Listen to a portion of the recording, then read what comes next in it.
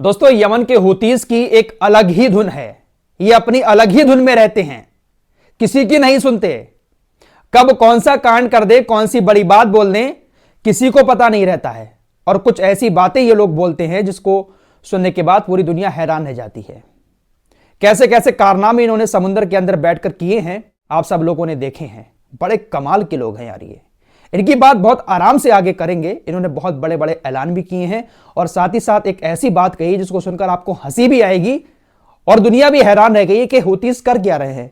छोटे से हैं, कमजोर हैं, गरीब हैं, लेकिन बातें बहुत बड़ी बड़ी हैं। हूतीस की बात करने से पहले आपके सामने नेतन्याहू की एक खबर रखना चाहता हूं। नेतन्याहू सीज फायर के लिए राजी हुआ है, लेकिन सिर्फ और सिर्फ जो कैदी हमास के कब्जे में है इजराइल के, उनकी फैमिली के सामने। आपको लगातार मैं बता रहा हूं कि इजराइल के अंदर बहुत ज्यादा विरोध प्रदर्शन हो रहे हैं नेतन्याहू के खिलाफ। खासकर जो बंधकों की फैमिली हैं, जो बंधक हमास के कब्जे में हैं, वो बहुत ज्यादा विरोध प्रदर्शन कर रहे हैं। हमास ने शर्तें रखी हैं कि आप सीज फायर कर दें परमानेंट वाला और अपनी सेना को वापस ले लें, हम बंधकों को छोड़ देंगे। इसको लेकर इजराइल के अंदर एक सर्वे भी हुआ जिसमें 53% लोग ये मानते हैं कि नेतन्याहू को हमास की बात मान लेनी चाहिए। 37% लोग ऐसे थे जिन्होंने कहा कि नहीं, हमास की बात नहीं माननी चाहिए। 13% लोगों ने कहा कि हमें नहीं पता। फिलहाल इजराइल की ज्यादातर जनता यही मानती है कि सीज फायर हो, परमानेंट वाला हो और हमारे बंधक वापस आए। बहुत ज्यादा प्रेशर पड़ रहा है नेतन्याहू के ऊपर, सारी बातें आप लोग अच्छे से जानते हैं। अब ऐसे में नेतन्याहू ने हमास के कब्जे में जो बंधक हैं उनके परिवार वालों से मुलाकात की। मुलाकात करने के बाद थोड़े से आंसू वासू बहाए और कहा कि देखिए, मैं तैयार हूं। अगर आपको ऐसा लगता है कि सीज फायर होने के बाद हमारे बंधक वापस आ जाएंगे तो मैं सीज फायर करने के लिए तैयार हूं, हमास की सारी शर्तें मानने के लिए तैयार हूं। लेकिन अगर मैं हमास की शर्तें मान लेता हूं तो उन शर्तों को मानने के लिए मुझे एक अंतरराष्ट्रीय समझौते पर सिग्नेचर करने पड़ेंगे। इस युद्ध को खत्म करने के बाद जो रेखा खींची जाएगी, उस रेखा को खींचने के बाद मुझे एक हस्ताक्षर करना पड़ेंगे, सिग्नेचर करना पड़ेंगे और उसके बाद कभी भी मैं उन सिग्नेचर को तोड़ नहीं सकता। कभी भी उस इंटरनेशनल समझौते को तोड़कर मैं गाजा पर या हमास के ऊपर हमले नहीं कर पाऊंगा। अगर आपको लगता है कि मैं हमास की शर्तें मान लूं तो मैं मानने को तैयार हूं, लेकिन मैं कभी भी हमले हमास के ऊपर नहीं कर पाऊंगा। इसका मकसद आप लोग समझ रहे हैं, ये कभी परमानेंट सीजफायर करेगा ही नहीं जब तक ये कुर्सी पर बैठा हुआ है। इसलिए 2 महीने का जो प्रस्ताव रखा हमास के सामने कि हम 2 महीने का सीजफायर कर रहे हैं, बंधकों को छोड़ दो, ये 2 महीने का सीजफायर भी नहीं मानता। जैसे ही बंधक वापस आते ये पहले ही हमला कर देता। चलिए 2 महीने मान भी लेता, लेकिन 2 महीने के बाद फिर ये हमला करता गाजा के ऊपर। इसलिए हमास ने इसके प्रस्ताव को रिजेक्ट कर दिया है। फिलहाल फैमिलीज के सामने ये दिखा रहा है कि मैं राजी हूं। ऊपर से ये भी विक्टिम कार्ड खेल रहा है कि देखिए, अगर मैं राजी हो जाता हूं तो फिर हम कभी भी हमास के ऊपर हमला नहीं कर पाएंगे और हमारी सुरक्षा को इससे खतरा बहुत ज्यादा हो जाएगा, क्योंकि इंटरनेशनल समझौता होगा, उस पर मुझे सिग्नेचर करने पड़ेंगे। यमन की तरफ चलते हैं। दोस्तों, हूतीज ने इजराइल के प्रस्ताव के बाद अपना एक नया प्रस्ताव यूरोपीय यूनियन में पेश कर दिया है। आपको बता चुका हूं कि इजराइल ने यूरोपीय यूनियन के सामने एक प्रस्ताव रखा कि देखिए, हम एक आर्टिफिशियल द्वीप फिलिस्तीनियों के लिए बनाएंगे समुद्र में और सारे फिलिस्तीनी वहां पर जाकर बस जाएंगे। यह प्रस्ताव रखा, इसके बारे में मैं आप लोगों को लास्ट वीडियो में बता चुका हूं। अब इजराइल के इस प्रस्ताव के बाद यमन के हूतीज ने भी यूरोपीय यूनियन के सामने एक प्रस्ताव पेश कर दिया और उस प्रस्ताव में कहा गया कि हम यमन के हूतीज इजराइल के लिए समुद्र में एक अलग द्वीप बनाना चाहते हैं। हम इजराइल के लिए समुद्र में एक अलग द्वीप बनाएंगे और इजराइल के लोग वहां पर जाकर बस जाएं, फिलिस्तीन को छोड़ जाएं। हम द्वीप बनाने के लिए पूरी तरह से तैयार हैं। यह प्रस्ताव यूरोपीय यूनियन में हूतीज की तरफ से रखा गया।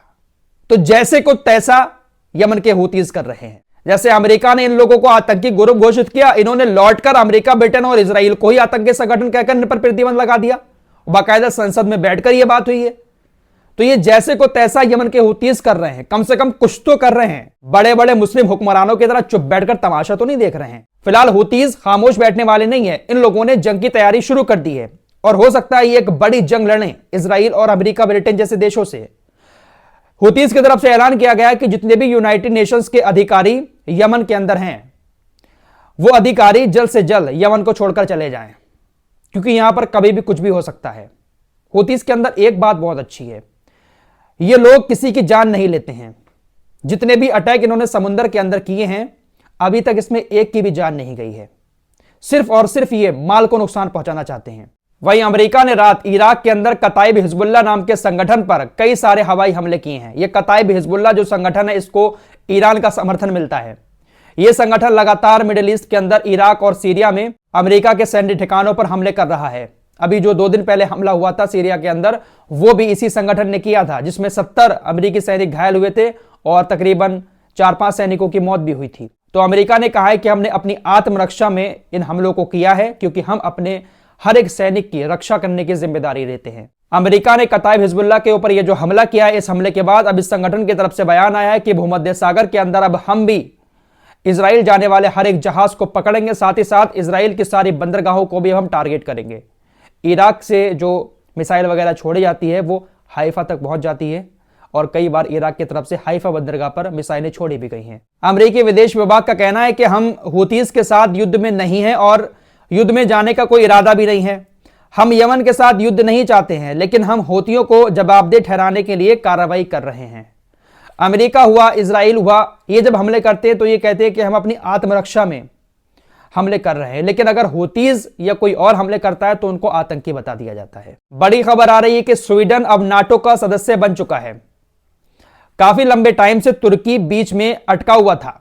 तुर्की स्वीडन को नाटो का सदस्य नहीं बनने दे रहा था, लेकिन अब तुर्की राजी हो चुका है और अब स्वीडन ने नाटो की सदस्यता ले ली है। वहीं दोस्तों, तुर्की के हैकरों ने इजराइल के अंदर सारे सिनेमा घरों को हैक कर लिया। वहां पर जो स्क्रीन वगैरह लगी हुई थी, उन सारी स्क्रीन को तुर्की के हैकरों ने हैक कर लिया और वहां पर एक मैसेज चलाया। मैसेज में लिखा था कि मूर्ख यहूदियों, तुम सभी आतंकवादी हत्यारे हो, तुम कायर हो, तुम गाजा में मारे गए सैकड़ों निर्दोष बच्चों की जिम्मेदारी लोगे, हम तुम्हें कभी शांति भी नहीं देंगे आपकी फिल्म थिएटरों में। जब तक आप नरसंहार के अपने कृत्यों को बंद नहीं करेंगे, हम आप सभी को खत्म कर देंगे। तब तक हम आपके इंटरनेट एक्सेस और ई बैंकिंग को प्रतिबंधित करेंगे। अल्लाह हमारे साथ है। तुर्की के हैकर्स ने सारी स्क्रीन को हैक करने के बाद इस तरह का एक धमकी भरा मैसेज यहूदियों के सामने रखा है कि आगे भी हम इस तरह की चीजें करते रहेंगे। वहीं फ्रांस की तरफ से एक बयान आया है। फ्रांस ने कहा है कि गाजा के पुनर्निर्माण के लिए पूरे इंटरनेशनल कम्युनिटी को आगे आना चाहिए। यानी गाजा को एक बार फिर से बसाने के लिए जो इजराइल ने बमबारी करके सारी मंजिलों को, सारी इमारतों को तबाह कर दिया है, उनको बसाने के लिए इंटरनेशनल कम्युनिटी को एक साथ मिलकर आगे आना चाहिए। ये कौन कह रहा है? ये फ्रांस कह रहा है। यार इन लोगों का दोगलापन समझ नहीं आता है। एक तरफ ये इजराइल की मदद भी किए जा रहे हैं, हथियार भी भेजे जा रहे हैं गाजा को उजाड़ने के लिए, दूसरी साइड इनकी तरफ से ऐसे बयान भी आते रहते हैं। कुछ समझ नहीं आता ये लोग करना क्या चाह रहे हैं। तुर्की के विदेश मंत्री हाकन फिदान ने कहा कि देखिए, ये बहुत शर्म की बात है कि इंटरनेशनल कम्युनिटी अभी भी गाजा और वेस्ट बैंक में कत्लेआम को रोकने में नाकाम है। गाजा युद्ध का मैदान है जहां इजराइल के प्रधानमंत्री अपने राजनीतिक करियर को बढ़ाने के लिए नागरिकों को मारने के लिए सैन्य अभियान का आदेश देते हैं। दोस्तों, इन लोगों की बातों को ज्यादा सीरियस लेने की जरूरत नहीं है। तुर्की जैसे देश इंटरनेशनल कम्युनिटी से लगातार गुहार लगा रहे हैं जब से जंग शुरू हुई है, क्या आप आगे आओ और इस जंग को रोको, ये करो वो करो, लेकिन खुद क्या कर रहे हैं?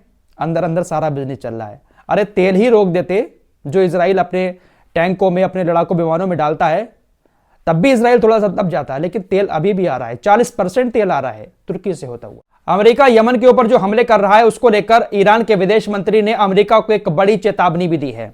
ईरानी विदेश मंत्री ने कहा कि हमने अमेरिका से कहा है कि यमन पर उसके हमले एक रणनीतिक गलती है। गार्जियन से लेकर स्काई न्यूज तक लिखा जा रहा है कि हुतीस पर हमला करके अमेरिका जाल में फंस रहा है। यमनवासी जवाबी कार्रवाई कर सकते हैं, उनके पास इतना दम है, साथ ही साथ बड़े बड़े हवाई हमलों से बचने का भी उनके पास एक्सपीरियंस है। फिलहाल इस वक्त की ये कुछ लेटेस्ट खबरें थी जो आपके सामने रखी। चैनल पर पहली बार आए हैं, सब्सक्राइब करके हमारे साथ जुड़ सकते हैं। मिलते हैं कुछ और नई खबरों के साथ, तब तक के लिए अपना ख्याल रखिए।